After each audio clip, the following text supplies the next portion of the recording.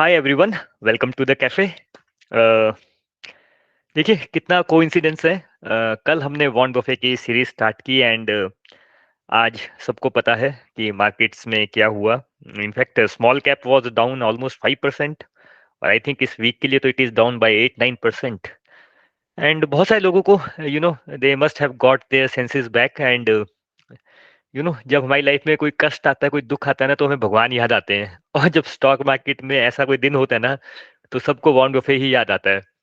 तो चलिए, हमने कल ये सीरीज स्टार्ट की है जिसमें हम वॉरेन बफे के जो एजीएम्स हुई थी, जिसमें उसने क्वेश्चंस के आंसर दिए थे, उस पे डिस्कस करने वाले हैं। और इसका एक रीजन है कि हम ऐसा क्यों कर रहे हैं। देखिए, अ, उन्होंने एजीएम लेना स्टार्ट की थी अराउंड 1983 की मेरे हिसाब से, और जो रिकॉर्डेड वर्जन्स हैं वो 1986 से अवेलेबल हैं। और जैसे से हम ये हर साल के एजीएम को कवर करते जाएंगे, यू विल ऑब्जर्व कि देखिए, चाहे वो 1986 हो, 1996 हो, 2006 हो, 2016 हो, 2022 हो, क्वेश्चन ऑलमोस्ट सेम ही रहते हैं सारे के सारे। क्या क्वेश्चन हो सकते हैं? आप देखिए, मैं आपको 1986 के क्वेश्चंस बताता हूँ, और आप सोचिए कि अगर आपको अभी वॉरेन बफेट से मिलना हो तो आप क्या क्वेश्चंस पूछेंगे। नंबर वन क्वेश्चन, इन्फ्लेशन के बारे में आपकी क्या राय है। Number two,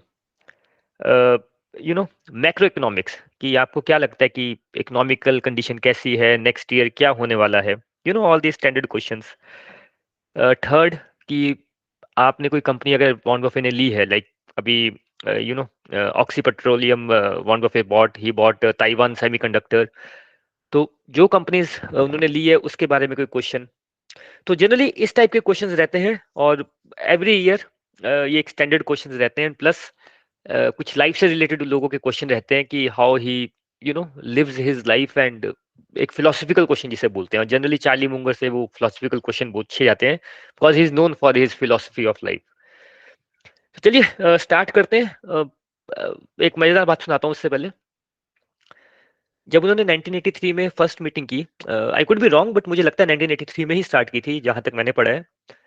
you know there were 50 people who came for attendance. सिर्फ 50 लोग आए थे, उसमें से 20 तो उनके अपने फ्रेंड्स और वाइफ, फ्रेंड्स, कंपनी के लोग, ये सब लोग थे। तो almost 20-30 people attended in 1983। Even though he had made many people multi millionaire उस टाइम तक, 1983 तक। अभी बक्शर हाथवे स्टार्ट नहीं हुआ था, उसका असली जर्नी तो स्टार्ट ही नहीं हुई थी बक्शर हाथवे की। इवन फॉर्च्यून 500 कंपनीज में भी नहीं थी अभी। बट फिर भी बड़े सारे लोगों को मल्टी मिलियनर बना लिया था। The matter was now going to multi billion dollars. तब भी वहां पे सिर्फ 50 लोग आए थे उनको सुनने के लिए।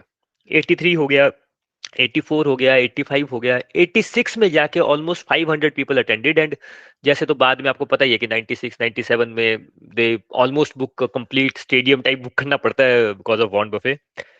सो देखिए, 83 में ऐसा था। और एक बड़ा मजेदार बात एक और है, दे हैव हायर्ड ऑडिटर। तो वो, सॉरी एक स्पैम कॉल आ गया था। So they have hired auditor, और वो बक्शर हाथवे के ऑडिट वाला वो देखता था, डिपार्टमेंट देखता था।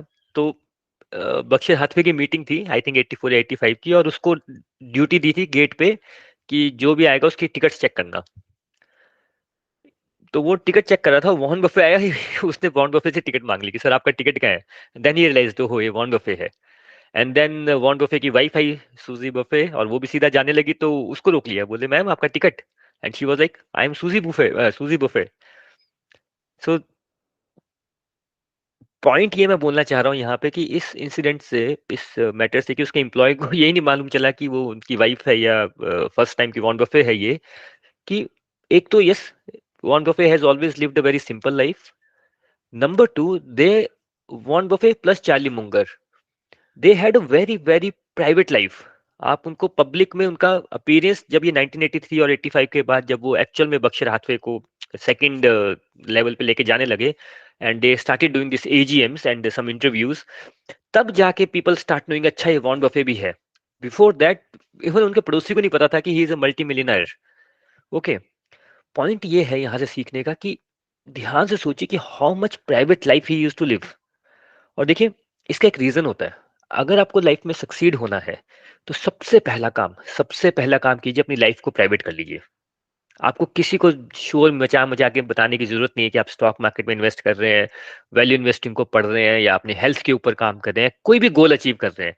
कहीं शोर मचाने की जरूरत नहीं है। आजकल क्या हो गया ना, हम एक तो स्पेशली सोशल मीडिया की वजह से करते कुछ भी नहीं है, शोर पहले मचा देते हैं कि हम ऐसा कर रहे हैं, वैसा कर रहे हैं, राइट। बट अगर आप ध्यान से सोचो, अरे बचपन में भी हम करते थे, आज भी बात सेम ही है। देखिए 8 आवर्स हम स्लीप करते हैं, 8 आवर्स आई एज्यूम आप काम करते हो, अगर यूएस टाइमिंग में करते हो तो 9 आवर्स होगा, तो 9 + 8 कितना हो गया, 17 आवर्स तो आपके चले गए। 2-3 घंटे आपको डेली रूटीन में चाहिए, खाने के लिए, अपना डेली ब्रश करने के लिए, छोटा मोटा इधर उधर करने के लिए, रेडी होने के लिए, थोड़ा सा रिलैक्स करने के लिए चलिए, 2-3 घंटे उसमें चले गए। अगर आप ट्रैवल करते हैं, मैं मिनिमम बोल देता हूँ कि 1-1.5 घंटा ट्रैवल में लगा दिया, तो भाई 19-20 आवर्स तो आपके चले गए। प्लस अगर if you have a kid, तो भाई थोड़ा सा टाइम वहां स्पेंड करना पड़ता है, थोड़ा वाइफ के साथ टाइम स्पेंड करना पड़ता है, और बीच में आपने अगर ऑलमोस्ट आपके दिन में 2-3 घंटे प्राइवेट बचते हैं। अब सोचिए अगर 2-3 घंटे प्राइवेट टाइम में आप क्या कर रहे हैं, अगर आपने न्यूज लगा ली तो आपका टाइम वेस्ट हो गया। आपने रील्स देखना स्टार्ट कर दिया तो आपका टाइम वेस्ट हो गया। और देखिए, आप 2-3 घंटे वेस्ट नहीं करते हो, आपके दिन में 2-3 घंटे होते हैं, आप पूरा दिन वेस्ट कर देते हो। It's not 2-3 hours, it's a complete day which you waste. Plus ये तो एक है ही है, प्लस अगर आपने बड़ी दुनियादारी फैला रखी है, आपके बड़ा फ्रेंड सर्कल है, कोई कभी भी आपको फोन कर रहा है, nobody cares about your privacy, कि चलो मेरा फ्रेंड है, इसको कभी भी कॉल कर लो, वो तो फोन उठा ही लेगा, और वो अपना दुख दर्द बेचारा बोलने जा रहा है, आप भी उसके साथ दुखी हो जा रहे हैं, उसके ऑफिस में कुछ हो गया, उसके घर में कुछ हो गया, होता रहता है, सबके साथ होता है, किसके साथ नहीं होता है। बट बहुत सारा टाइम वेस्ट हो जाता है, क्योंकि आपको कोई नई इन्फॉर्मेशन मिलती है, आपका ब्रेन प्रोसेस करता है, आप उसके बारे में सोचने लगते हो, कोई फ्रेंड आपको बताएगा कि यार मैं आज गया था, मेरी तबीयत ठीक नहीं थी, फिर मुझे लगा कोरोना ना हो गया हो, फिर व्यक्ति को दवाई पता है कि नहीं पता है, तो आप बोलोगे मैं डॉक्टर को जानता हूँ, मेरा फ्रेंड है, मुझसे पूछ लेता हूँ, दिस टाइप ऑफ थिंग्स। कितना टाइम वेस्ट हो जाता है। तो देखिए अल्टीमेटली अगर आप देखेंगे कि अगर वॉरेन बफेट, चार्ली मुंगर भी वहां पहुंचे हैं, तो भाई वो भी मैरिड थे, उनके भी बच्चे थे, एंड चार्ली मुंगर का तो अगर आप कभी पढ़ेंगे, 2-3 साल वो बहुत उसमें रहा टफ टाइम में, क्योंकि उनके बेटे को कैंसर हो गया था, और उस टाइम पे कैंसर का इलाज नहीं था। He spend all his money so that he can spend, मतलब जो कर सकता था। And one of the things he always say, कि जो मुझे सबसे लाइफ का जो सबसे बड़ा झटका यही लगा कि माई किड वॉज डाइंग, और मैं कुछ नहीं कर सकता, every day he was dying. But then he से कि लाइफ में कुछ भी हो, चाहे अच्छा हो या बुरा हो, नेवर टेक सेल्फ पिटी, जो है जैसा है वही परफेक्ट है। इस पे हम कभी और डिटेल में बात करेंगे। बट पॉइंट मैं ये बोल रहा हूँ, 2023 भी स्टार्ट होने वाला है, कुछ गोल्स बनाइए, और कोई भी गोल हो सकते हैं। देखिए आपके फिजिकल हेल्थ को लेके गोल हो सकते हैं, आपका कोई लेट्स से वैल्यू इन्वेस्टिंग का अगर गोल है, इन्वेस्टमेंट गोल हो सकते हैं, फैमिली लाइफ को लेके गोल हो सकता है, तो गोल्स बनाइए, उस पर काम कीजिए। बट आपको काम करने के लिए चाहिए टाइम। और आजकल सोशल मीडिया के जमाने में हमें हमारा टाइम वेस्टेज बहुत ज्यादा हो गया है, और एक्चुअल टाइम जो हम किसी चीज को प्रोडक्टिव उसमें यूज कर सकते हैं, वो बहुत कम हो गया है। तो ये जो एक जर्नी है जो हम अभी वॉरेन बफेट के साथ उनके क्वेश्चन आंसर्स का स्टार्ट करने वाले हैं, जैसे मैंने पहले बताया, चाहे वो 86 हो, 96 हो, 2006 हो, 2023 हो, 2022 हो, क्वेश्चंस रिमेन सेम। तो ये आप एक बड़ा वो देखेंगे वैल्यू इन्वेस्टिंग में, जब आप अब अगर आपको 1-2 साल हो गए हैं स्टॉक मार्केट में, कि हाँ यार, क्वेश्चंस तो मेरे सेम ही रहते हैं, सिचुएशंस तो वैसी रहती है। सो अल्टीमेट इट्स नॉट अबाउट कि स्टॉक मार्केट में क्या हो रहा है, या वर्ल्ड की सिचुएशन क्या है, इट इज अबाउट आपका रिएक्शन कैसा है उसको। अब जैसे कि लास्ट ईयर इस टाइम पे आई थिंक फेब के अराउंड रशिया और यूक्रेन की वॉर स्टार्ट होगी, पीपल आर सेइंग एक्सपेक्टेड नहीं था, एक्सपेक्टेड नहीं था। भाई वर्ल्ड में वर्ल्ड वॉर 1 भी हुई है, वर्ल्ड वॉर 2 भी हुई है, तब भी स्टॉक मार्केट अलाइव थी। तो ऐसा नहीं है कि ये सब चीजें हुई नहीं है। क्वेश्चन ये है कि जब वो हुई तो आप क्या कर रहे थे, that is the big question you have to answer. उसके लिए आई थिंक ये वॉरेन बफेट की सीरीज हमें हेल्प करेगी। और मैं फिर बता रहा हूँ, जो वॉरेन बफेट से जो सबसे इंपॉर्टेंट बात हम सीख सकते हैं, चार्ली मुंगर से सीख सकते हैं, keep your life very very private. बिल्कुल प्राइवेट लाइफ रखिए। दिन के 2-3 घंटे ध्यान से start working on your goals, चाहे वो स्टॉक मार्केट का गोल हो, चाहे हेल्थ का गोल हो। मैं आपको सिंपल बात कर देता हूँ। देखिए हमें ना गोल्स बनाने नहीं आते, बट 2023 आ रहा है, सब गोल्स बनाएंगे। एक जगह अपने गोल्स को लिखिए, ठीक है, और बिल्कुल प्राइवेट हो जाइए नेक्स्ट 6 महीने के लिए, और 6 महीने बाद मुझे फीडबैक दीजिएगा क्या हुआ आपके साथ। Forget about social media, forget about friends, forget about anything. जो आपका जरूरी है, अब ऑफिस जाना जरूरी है, उसको फॉरगेट नहीं कर सकते। किड के साथ, अपने बच्चे के साथ थोड़ा टाइम स्पेंड करना जरूरी है, उसको आप फॉरगेट नहीं कर सकते। बट जो यूजलेस चीजें उसको 6 महीने के लिए छोड़ दीजिए, आपकी लाइफ देखिए कैसे चेंज हो जाती है। और जब गोल बनाएंगे तो उसको ना कैटेगरी में डाल लीजिए। पहले बनाइए फिजिकल गोल, कि यार मेरी हेल्थ कैसी है और मैं किस हेल्थ में नेक्स्ट 6 मंथ्स में, 1 ईयर में होना चाहिए। क्या मुझे थोड़ी सैर करनी चाहिए, थोड़ा योगा करना चाहिए, थोड़ा जिम जाना चाहिए। बेसिक तो डालिए कुछ। और उसको ना एटलीस्ट उसके लिए आधा पौना घंटा, 1 घंटा ऐसा रखिए, जैसे ब्रश करते हो आप। भाई आप दुखी होते हो, आपको बॉस से डांट पड़ती है, आपको जल्दी जाना होता है, आपको ट्रैवल करना होता है, ब्रश करना थोड़ी छोड़ देते हो। क्यों? क्योंकि आपकी हैबिट है। इस पे कभी और डिटेल में बात करेंगे। बट पहले गोल बना लीजिए। एक फिजिकल का टाइम रख लीजिए कि सुबह 7 बजे कर लूंगा या शाम को 7 बजे। उस टाइम को टेल एवरीबॉडी, चाहे आपकी फैमिली मेंबर्स हैं, चाहे आपके फ्रेंड सर्कल है, कि भाई 7 से 8 मैं बिजी रहता हूँ, मैं फोन नहीं उठाता हूँ, मैं रिस्पॉन्ड भी नहीं करता हूँ, क्योंकि I am on my exercise. ये एक पक्का कीजिए। दूसरा, एक अपनी मेंटल हेल्थ पे फोकस कीजिए, फिजिकल हेल्थ और मेंटल हेल्थ। मेंटल हेल्थ क्या होता है? जस्ट आइडेंटिफाई कि आपको डिस्टर्ब क्या चीजें कर रही हैं।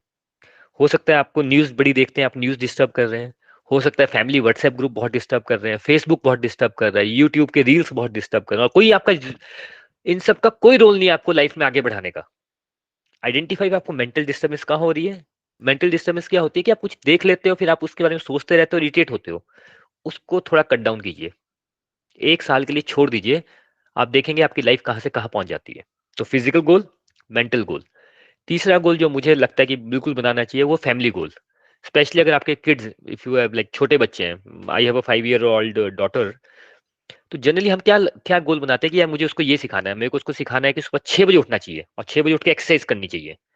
या यार मैं आपको झूठ नहीं बोलूंगा, मुझे खाना खाने नहीं आता है। इनफैक्ट मैंने ऑनलाइन कैफे खोल दिया अब, बट मुझे खाना खाने नहीं आता है, एंड आई वांट कि मेरा बच्चे, बेबी जो है वो खाना अच्छी तरह खाए। या फिर मुझे लेट्स से कि अम, अ, और भी बड़ी सारी चीजें हो सकती हैं। लेट्स से कि मुझे रीडिंग है। मुझे लगता है कि मेरे बच्चे को यार बचपन से पढ़ने की आदत होनी चाहिए, वो चाहे वो अच्छी बुक्स पढ़े। बच्चों को आप कुछ नहीं सिखा सकते, आप वो सिखा सकते हो जो आप करोगे। तो अगर मुझे सिखाना है कि वो फॉक एंड नाइफ से अच्छी तरह खाना खाए, then I have to start it. ये आपकी फैमिली हेल्थ का पार्ट है। अगर मुझे इसको सिखाना है कि सुबह उठ के एक्सरसाइज करनी चाहिए, सुबह जल्दी उठना चाहिए, तो मुझे उठना पड़ेगा। इस तरह से फैमिली लाइफ के गोल बनाइए। और वाइफ के साथ आप कुछ भी कर लीजिए, कुछ नहीं होने वाला।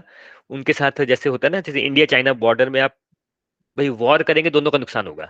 वाइट संधि बना के चलिए। और जब आप अपने गोल्स पे वर्क करेंगे, and if you tell very clearly to everyone including your wife कि यार मेरे ये गोल्स है, मैं इस पे काम कर रहा हूँ, एवरीबडी विल सपोर्ट यू। कोई आपके गोल्स पे बीच में नहीं आता है, वो सिर्फ आपके मन के वो होते हैं कि इसकी वजह से नहीं हो रहा है या उसकी वजह से नहीं हो रहा। तो चलिए, गोल से बहुत बात कर ली, मोटिवेशनल कभी और करेंगे। बट पॉइंट ये है कि ये जो लेटर्स है ना, जैसे जैसे हम पढ़ते जाएंगे, हमें स्टॉक मार्केट के बारे में मालूम चलेगा, हमें वैल्यू इन्वेस्टिंग के बारे में मालूम चलेगा, प्लस हमें लाइफ कैसे जीनी है इसके बारे में भी मालूम चलेगा। क्योंकि देखिए, वॉरेन बफे का एक बड़ा अच्छा कोट है, वो सबको बताता है। जो क्वेश्चन इज कि आपको लाइफ कैसे जीनी है। ही सेज कि एक होता है इनर स्कोर कार्ड, एक होता है outer score card. Outer score card ये होता है कि लोग मुझे कैसे जानते हैं। अब जैसे मेरा आउटर स्कोर कार्ड क्या है कि अब आप लोग मुझे सुन रहे हैं, आप मुझे क्या नंबर्स देंगे कि अच्छा इसको स्टॉक मार्केट के बारे में मे बी 50% मालूम है। मेरे फ्रेंड्स क्या बोलेंगे? अभी अगर अभिषेक मेरा एक बड़ा अच्छा फ्रेंड है, वो सुन रहा होगा, बोलेगा भाई तेरा नॉलेज ठीक है।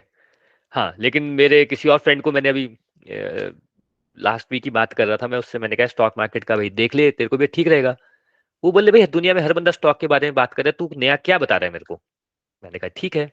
तो these are all outer scorecard कि लोग मेरे बारे में क्या सोच रहे हैं, मुझे कितने मार्क्स दे रहे हैं। एक होता है इनर स्कोर कार्ड कि मैं अपने बारे में क्या सोचता हूं। तो हमेशा इस पे वर्क कीजिए कि आपका इनर स्कोर कार्ड क्या बोल रहा है। जैसा आपका पोटेंशियल है, आप उतना कर रहे हैं कि नहीं कर रहे हैं। तो वॉरेन बफे क्या एग्जांपल देता है कि लेट्स से आपकी डॉटर है या आपकी वाइफ है। आप क्या चाहते हैं? कि आप सबसे बेस्ट हस्बैंड हैं, सबसे सॉरी, क्या आपको क्या लगता है कि आपको पता है, या मैं अपनी बात कर लेता हूँ। चलिए, मैं उनके क्वेश्चन का जो उसका क्वेश्चन है ये है कि मुझे क्या लगता है कि मैं सबसे बेस्ट फादर हूँ, सबसे बेस्ट हस्बैंड हूँ या नहीं। और हो सकता है कि मुझे लगता है कि मैं सबसे बेस्ट फादर हूँ, मेरा इनर स्कोर कार्ड बोल रहा है मैं सबसे अच्छा हस्बैंड हूँ। मेरी वाइफ को लगता है कि सबसे घटिया है। और मेरे बेटी को लगता है कि मेरे फादर बेकार है। वैसे सब बच्चों को ऐसा ही लगता है उनके फादर बेकार है, बट अगेन हाइपोथेटिकल क्वेश्चन। ये बेटर है आपके लिए या सेकंड थिंग कि आपको अंदर से तो पता है कि यार नहीं यार, आप ना अच्छे हस्बैंड हैं ना अच्छे फादर हैं, लेकिन आपकी बेटी सोचती है कि आप अच्छे फादर हैं, आपकी वाइफ सोचती है आप बेस्ट हस्बैंड है वर्ल्ड के। कौन सा बेटर है? और लाइफ में यही क्वेश्चन आएगा कि लोग क्या सोच रहे हैं, आपकी फैमिली क्या सोच रही है, या आप अंदर से वैसे हैं कि नहीं है। और सेकंड है कि आपको बनना है कि नहीं बनना है वैसा। तो अपने इनर स्कोर कार्ड पे हमेशा वर्क कीजिए, आउटर स्कोर कार्ड को छोड़ दीजिए, लाइफ में अच्छा रहेगा।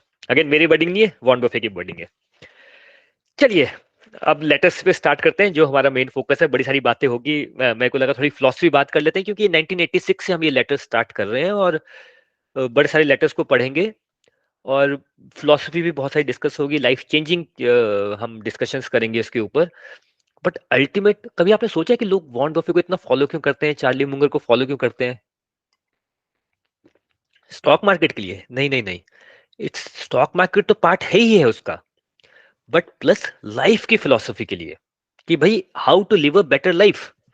अल्टीमेटली आप लाइफ में चाहते क्या? अगर आप स्टॉक मार्केट में पैसा कमाना चाहते हैं, अभी और डिटेल में जाइए, पैसा क्यों कमाना चाहते हैं? ठीक है, शो ऑफ करने के लिए, एक अच्छी पैसे हो जाएंगे, थोड़ी अच्छी गाड़ी खरीद लेंगे, अच्छा फ्लैट ले लेंगे, उसके बाद क्या? Ultimately you want to be in a better place जहां पे आप आज हैं, या आपको फाइनेंशियल इंडिपेंडेंस चाहिए। और क्या रीजन हो सकता है? तो किसी भी चीज का करने का रीजन अल्टीमेट ये होता है कि you want to lead a better life. तो जब हम ये वॉरेन बफे के लेटर्स पढ़ेंगे, तो लोग उनको इतना फॉलो इसलिए करते हैं बिकॉज ही वैल्यू इन्वेस्टिंग की तो पार्ट है ही है, that is 25% of the thing, but 75% of the things are related to your life. चलिए, अब तो मैं बिल्कुल टाइम वेस्ट नहीं करूंगा, 1986 पे चलते हैं। मैं 3 साल का था वैसे 1986 में। पहले अंडरस्टैंड करते हैं कंटेक्स्ट क्या है, 1986 में क्या क्या हो रहा था। देखिए, 1986 में पहला पॉइंट, इन्फ्लेशन, यूएस का इन्फ्लेशन रेट था 2%। इसको माइंड में बिठा लीजिए, 1986 में यूएस का इन्फ्लेशन रेट था 2%। आज की डेट में यूएस का इन्फ्लेशन रेट मोटा मोटी 10% है, ये थोड़ा याद रखिएगा। ठीक है, 1985-86 में मैंने कुछ लिख के रखा है, मैं भूल गया कि ये मैंने क्या लिखा है। चलिए इसको छोड़ देते हैं। 26 और 14 लिखा है, मुझे याद नहीं है क्या लिखा है मैंने।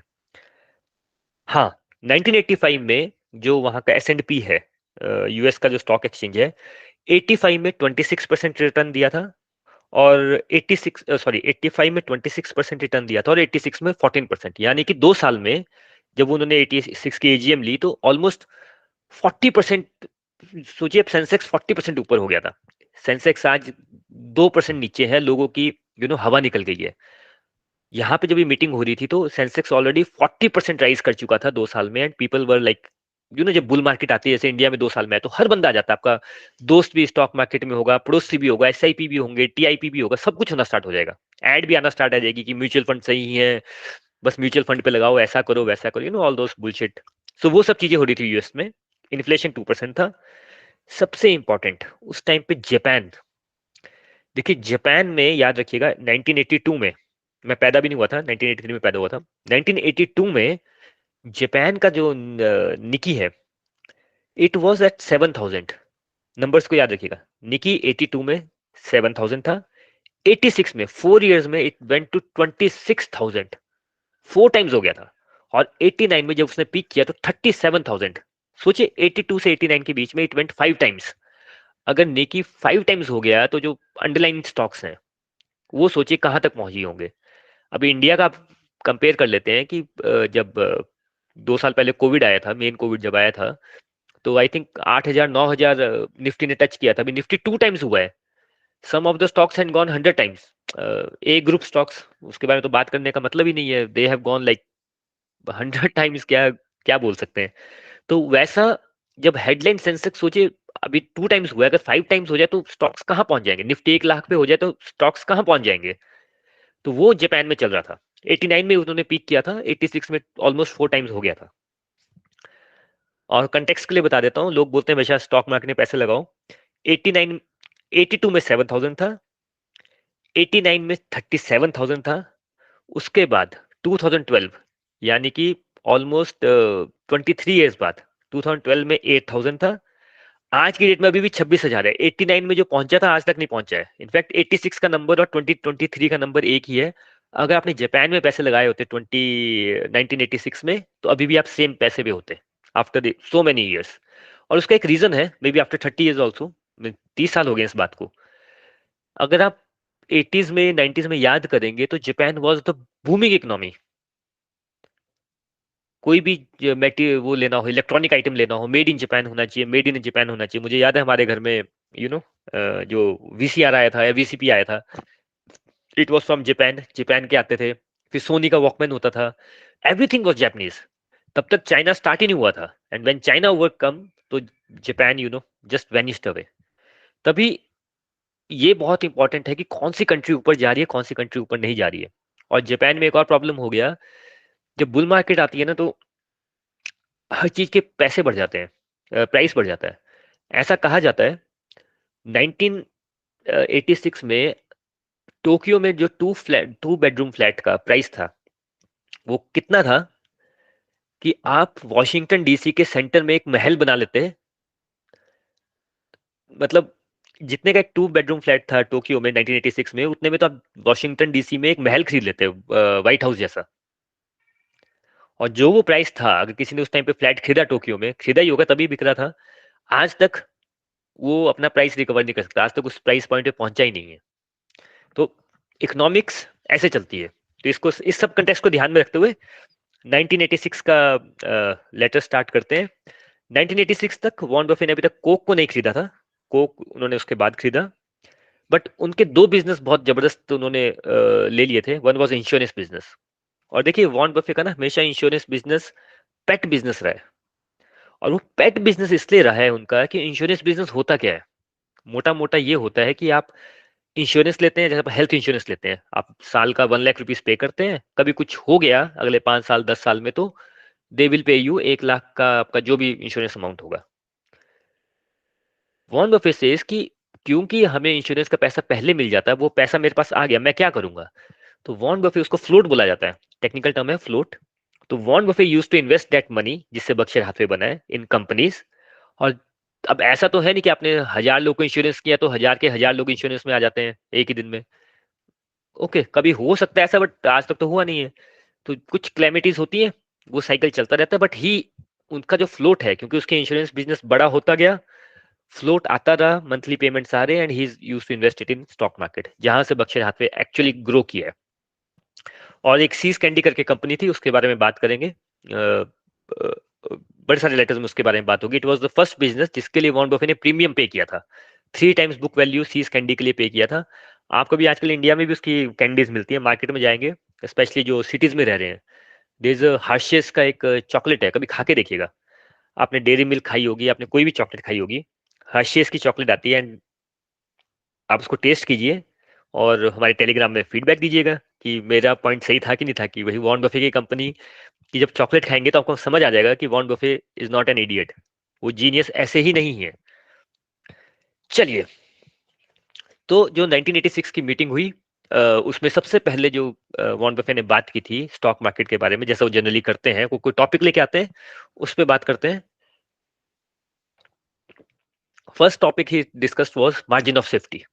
और देखिए, मैंने पहले भी मार्जिन ऑफ सेफ्टी बहुत बात की है, तो अगेन, मार्जिन ऑफ सेफ्टी का व्हाट ही सेड वाज कि मीनिंग ये होता है कि अगर किसी स्टॉक का प्राइस आपको पता है 100 रुपीज है, तो इसका मतलब ये नहीं है कि आपको उसको 95 रुपीज में खरीदना। अगर आपको लगता है कि मार्केट नीचे है या स्टॉक प्राइस अंडर वैल्यूड है 97 रुपीज का, तो खरीद लो। मार्जिन ऑफ सेफ्टी का मीनिंग होता है कि अगर 100 रुपीज की चीज है और आपको 50 रुपीज में मिल रही है, एंड यू नो कि उसकी वैल्यू 100 रुपीज और आपको 50-55 में मिल रही है, then buy it. Have a margin of safety of at least 25 to 30%। जैसा कि आप जब पूरा साल हम शॉपिंग नहीं करते, पर वेट करते हैं कि अमेजन की बिग दिवाली सेल होगी या कोई सेल होगी, उसमें जाएंगे और उसमें खरीदेंगे। मैंने अभी दिवाली में वैक्यूम क्लीनर लिया, तो एंड इनफैक्ट मैं रिकमेंड करूंगा, फिलिप्स का एक वैक्यूम क्लीनर आता है, इट्स वेरी नाइस। मैं उसके बाद उसको दोबारा से ढूंढ रहा था, I have to send it to somebody, in fact अपने ब्रदर को भेजना था। बट वो 8,000-9,000 का आता है, ब्लू कलर का, and I got it for I think 6,000 rupees. So I know कि यार वो वैक्यूम क्लीनर इतना जबरदस्त है, और 6,000 रुपीज में वो, it's a steel, that is value investing. और ये हम इंडियंस तो करते करते हैं। आप फीमेल से पूछिए जो दुकान में वो बार्गेनिंग करती हैं, वो क्या है, वो वैल्यू इन्वेस्टिंग है, सारी की सारी वैल्यू इन्वेस्टिंग। कोई वो एवरेज पे चढ़ना थोड़ी है। इसकी वैल्यू कितनी है, उसको आप सस्ते में खरीद रहे हैं, एज सिंपल एज दिस। बस स्टॉक मार्केट में हम भूल जाते हैं क्योंकि हम बुल मार्केट में आते हैं और अगर 100 रुपए की चीज हो हम उसको 200 रुपए में खरीदते हैं। हम यही काम करते हैं, राइट। और जो एग्जांपल हमेशा देते हैं कि वैल्यू इन्वेस्टिंग का देखिए प्रिंसिपल ये क्यों है जरूरी लाइफ में, कि जैसे जो इंजीनियर होते हैं जो ब्रिज बनाते हैं, अगर उनको पता है कि इस ब्रिज से लेट से 10 ट्रक जाएंगे, यानी कि ब्रिज को इतना स्ट्रांग होना चाहिए कि 10 ट्रक उससे का वेट वो सहन कर ले, तो ब्रिज 10 ट्रक के वेट के लिए नहीं बनाया जाता, वो 30 ट्रक्स के वेट के लिए बनाया जाता है कि चलो 10 का तो चलो उसका प्रैक्टिकल पर्पस है, बट फॉर अ सेफ्टी जो फैक्टर ऑफ सेफ्टी बोलते हैं, 15 ट्रक 20 ट्रक 25 ट्रक का रखते हैं, it's a very big factor of safety. किसी भी फील्ड में चल जाइए, गाड़ियों में जब हम बोलते हैं कि इसको 5 स्टार रेटिंग है तो 5+ ही होती है वो रेटिंग, राइट। हर चीज में हम फैक्टर ऑफ सेफ्टी देखते हैं कि भाई यार थोड़ा सा फैक्टर ऑफ सेफ्टी रख लो। जब हम अगर आप ऑफिस में जॉब करते हैं, अगर मार्केटिंग में है तो जैसे होता है ना यार, या हम किसी को प्लानिंग करते हैं कि सर कितने दिन में काम होगा, यार होगा तो 10 दिन में, चलो 15 दिन दे दो। हर जगह हम फैक्टर ऑफ सेफ्टी रखते हैं। लेकिन जब स्टॉक मार्केट की बात होती है तो हम उल्टा कर देते हैं कि 10 रुपए की चीज है 15 में मिल रही है, चलो 20 दे देते हैं क्योंकि कल को बढ़ जाएगी। ऐसा नहीं करना है। जैसे लाइफ में सारे प्रिंसिपल है, फैक्टर ऑफ सेफ्टी हर जगह रखते हैं। Keep margin of safety when you are buying stocks. That was the first principle he discussed. Second very important principle जिसको अब आप समझेंगे अगर आप हमारे साथ चलते रहेंगे, intrinsic value of stock price. ये इंट्रिंसिक वैल्यू आपने बड़ी बार सुना होगा। इंट्रिंसिक वैल्यू होती है कि एक स्टॉक का प्राइस क्या है, ठीक है। अब देखिए स्टॉक का प्राइस बोल सकते हैं, बिजनेस का प्राइस क्या है। पहला आता है बिजनेस का प्राइस क्या है, बिजनेस का प्राइस है स्टॉक का price, one and same thing. देखिए मैं आपको एग्जांपल देता हूँ कि इंट्रिंसिक वैल्यू क्या होती है। लेट्स से कि एक एग्जांपल लेते हैं कि चलिए एक कंपनी है, तो लेट्स से मेरी कंपनी है। मैं क्या करता हूँ, मैं ना बॉटल बनाता हूँ, प्लास्टिक की बॉटल बनाता हूँ। सिंपल सा बिजनेस है मेरा, प्लास्टिक की बॉटल बनाता हूँ। मैं क्या करता हूँ, 100 करोड़ का रॉ मटेरियल लेता हूँ साल में। 100 करोड़ मेरा रॉ मटेरियल का कॉस्ट आता है। उसको प्रोसेस करता हूँ, फैक्ट्री वैक्ट्री लगाई है, बिजली बिजली का खर्चा करके 10 करोड़ रुपए उस पर पूरा खर्चा होता है मेरा।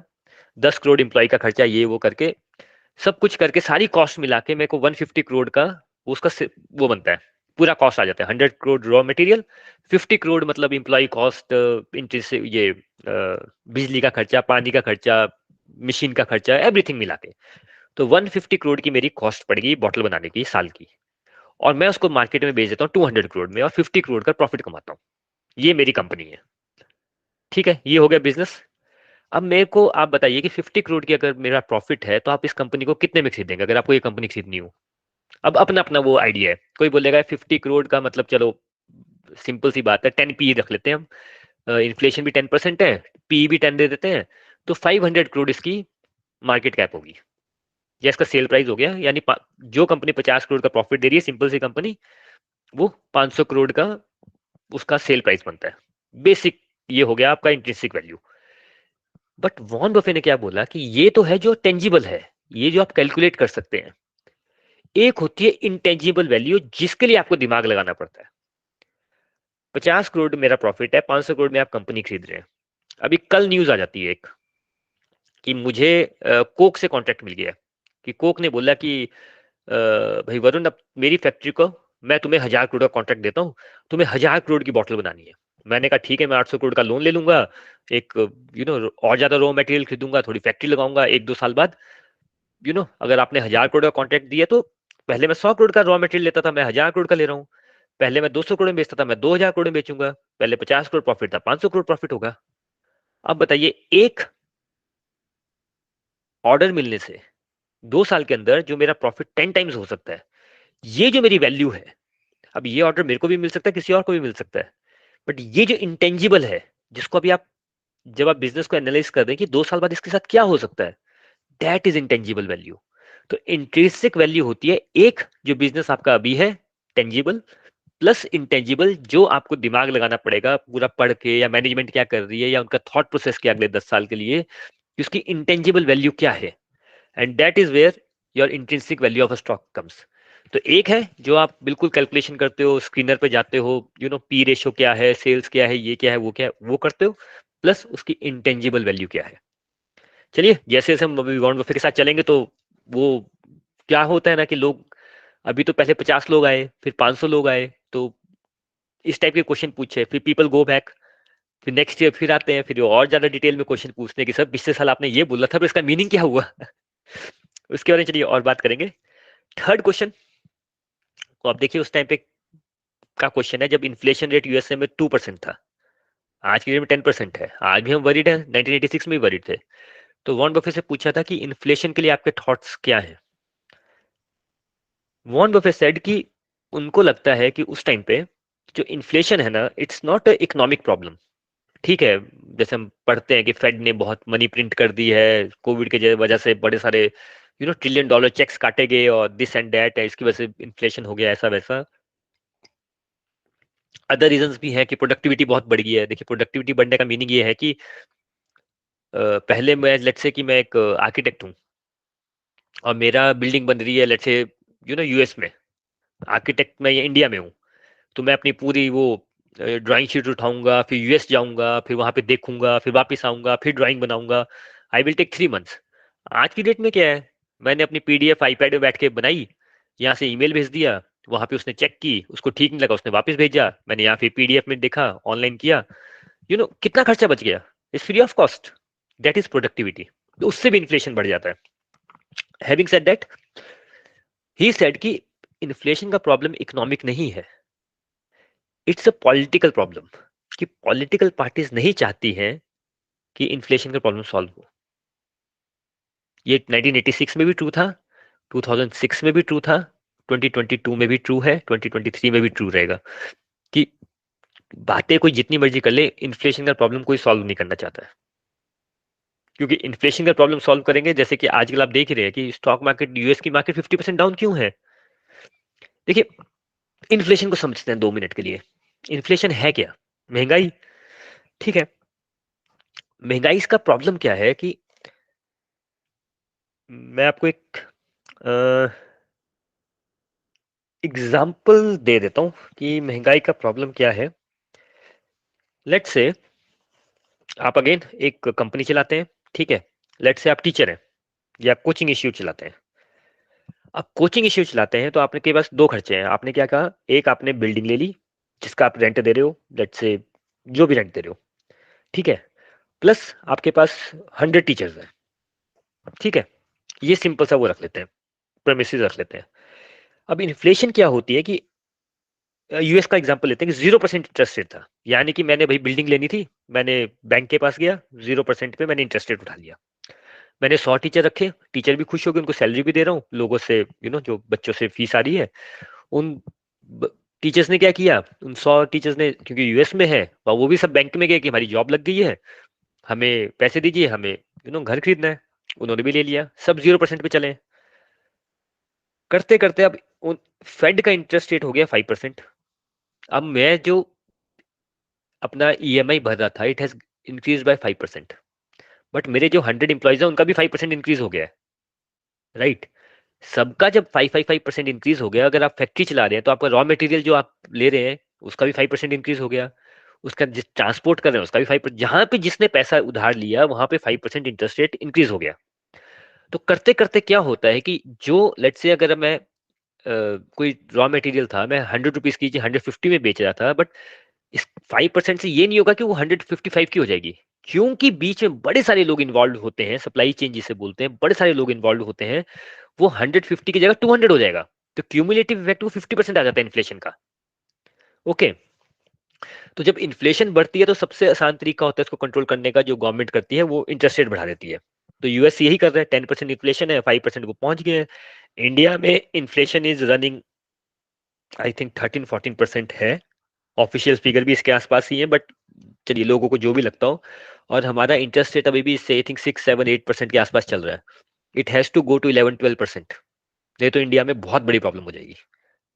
अब आप सोचिए, आप 8% आपने होम लोन रखा है और आप ईएमआई दे रहे हैं लेट्स से 40,000 रुपए। अगर ये 12% हो जाता है तो आपकी ईएमआई कितनी हो जाएगी, कैलकुलेट कीजिए। ज्यादा नहीं तो 55,000 तो हो ही जाएगी। कोई बैंक वाला होगा वो कैलकुलेट कर देगा।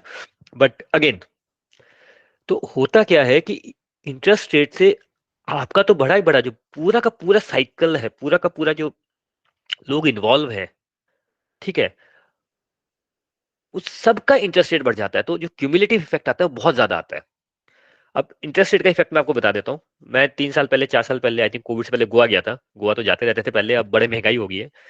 3000 की टिकट थी, मेरी फैमिली में 3 लोग हैं तो 9000 की टिकट आई, होटल वोटल लिया, वहां पे घूमे फिरे, खाया पिया, 50,000 में पूरा पैकेज हो गया। आज की डेट में गोवा की टिकट कितने की है? 10,000। ठीक थे, 10,000 पहुंच गई है। जो उस टाइम पे रहने का खर्चा था वो पहले कम था, आज hotel I have become very expensive. ठीक है, खाना पीना एक्सपेंसिव हो गया है। जब हर चीज एक्सपेंसिव होगी है तो जो मैं 50,000 में जो मेरा पिछला पैकेज बना था वो अब 1 लाख रुपए हो गया है।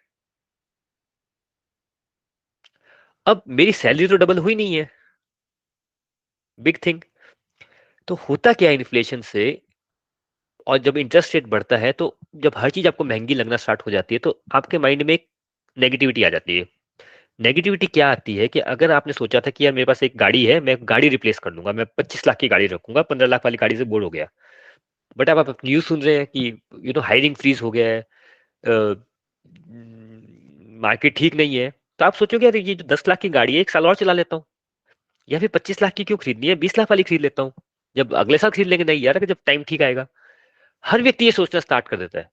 इसी के लिए जब इन्फ्लेशन बढ़ रहा है तो अगर आपको क्या लग रहा है कि टेस्ला का प्राइस 70% डाउन क्यों है?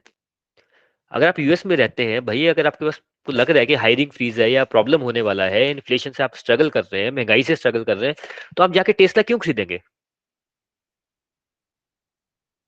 दैट इज वाई सबसे पहला जो इफेक्ट होता है इन्फ्लेशन का वो गाड़ियों पे होता है, कि लोग थोड़ा गाड़ी कम कर लेते हैं। कॉलेज बच्चे केटीएम्स एंड यामाहास एंड बुलेट्स हर जगह चल रही थी। द मोमेंट इंडिया को ये अंडरस्टैंड होगा कि इन्फ्लेशन भाई बढ़ गया है और खर्चा बहुत हो रहा है, सबसे पहला बोलेगा व्यक्ति कि यार बुलेट थोड़े 1 साल बाद ले लेते हैं, थोड़ी सी कम वाली गाड़ी ले लेते हैं जो यू नो माइलेज ज्यादा देती है। आपको क्या लगता है स्प्लेंडर इंडिया की सबसे ज्यादा बिकने वाला मोटरसाइकिल क्यों है? उसकी माइलेज सबसे ज्यादा है। भाई हमें लगता है कि पहले होता होगा, पहले नहीं होता था भाई। अगर आज की डेट में आपको पेट्रोल लग रहा है, अगर पेट्रोल 150 रुपीज का हो जाए तो 100 रुपीज तो अभी भी दे रहे हैं आप। तो लोग बोलेंगे ना, कॉलेज में तो आप बोलेंगे यार नहीं स्प्लेंडर ले लेता हूँ, काय को इतना खर्चा करना है।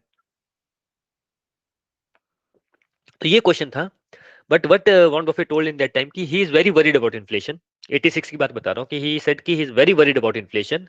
ही इज वेरी वरीड अबाउट कि जो जापान में इन्फ्लेशन दिख रहा है कि भाई आप इतनी महंगाई हो गई है जापान में कि 2 रूम का फ्लैट का जो प्राइस है उसमें आप एक वॉशिंगटन में पूरा महल खरीद सकते हैं, व्हाइट हाउस जैसा। तो what he did was, again ये उनकी जो बाद में उन्होंने अप्रोच ली उससे एकदम पहले उनकी अप्रोच ये नहीं थी। He had sold all his non core holdings, जो उनके पास स्टॉक थे उन्होंने सारे, he has sold everything and he was sitting on cash in 1986, anticipating कि ये इन्फ्लेशन की वजह से पंगा होने वाला है। Okay, number one. Number two, उनकी जो कोर होल्डिंग थी, इंश्योरेंस था, ये सीज कैंडी बिजनेस था, तो 3-4 बिजनेस थे, उसको छोड़ के they have sold everything and they were sitting on cash. See's Candy का हम बाद में वैसे चर्चा करेंगे, बट जब भी इन्फ्लेशन की बात आती है तो हमेशा सीज कैंडी की बात आती है कि सीज कैंडी मेक्स चॉकलेट्स, और दे से कि चॉकलेट बनाने के लिए इनको लगते हैं 10 रुपए, बेचते वो 100 रुपीज में। और अगर महंगाई बढ़ रही है लेट्स से 10% से, तो See's Candy will increase their price, उनका कस्टमर कहीं नहीं जाने वाला। ये ऐसा क्यों है इसके बारे में कभी और चर्चा करेंगे। लास्ट क्वेश्चन उनसे पूछा गया था कि आपको क्या लगता है नेक्स्ट ईयर इकोनॉमिक्स में क्या होने वाला है, वर्ल्ड की इकोनॉमी कहाँ जाने वाली है, and he said we don't care, और कोई फोरकास्ट नहीं कर सकता, बिकॉज अगले साल क्या होने वाला है इसको फोरकास्ट करना इज यूजलेस। जो चीज यूजलेस है उसमें हम टाइम वेस्ट करते ही नहीं है। और जितने लोग ये न्यूज चैनल वाले हैं या इकोनॉमिस्ट हैं, वो और एस्ट्रोलॉजर में कोई फर्क नहीं है, सब 50-50% राइट होते हैं, कभी राइट भी हो सकते हैं, रॉन्ग भी हो सकते हैं, but it's a useless thing to forecast. The best thing you can do is to find a business जो कि अपनी इंट्रिंसिक वैल्यू से कम में बिक रहा है, और अगर इन्फ्लेशन ज्यादा होगी तो इट विल रिकवर इट। इस पे हम बाद में बात करेंगे, वो नेक्स्ट ईयर के उसमें आ जाएगा पेपर लेटर्स में। But he says we don't make any economic forecast कि अगले साल क्या होने वाला है, we just focus on the best company हमारे पास है कि नहीं है। और लास्ट में उनसे आई थिंक, चलिए आई थिंक वो नेक्स्ट लेटर में कवर करेंगे, आज के लिए मेरे को लगता है बहुत लंबा हो गया। तो ये 1986 का लेटर था, और ऐसा ऐसा करते करते हम वॉरेन बफे के लेटर्स को पढ़ेंगे। We will learn value investing, we will learn about stock markets, and we will learn about how to live a beautiful life. चलिए आज के लिए इतना रखता हूँ। Thanks for dropping in our cafe. Thank you so much, have a very good day. Thank you, bye.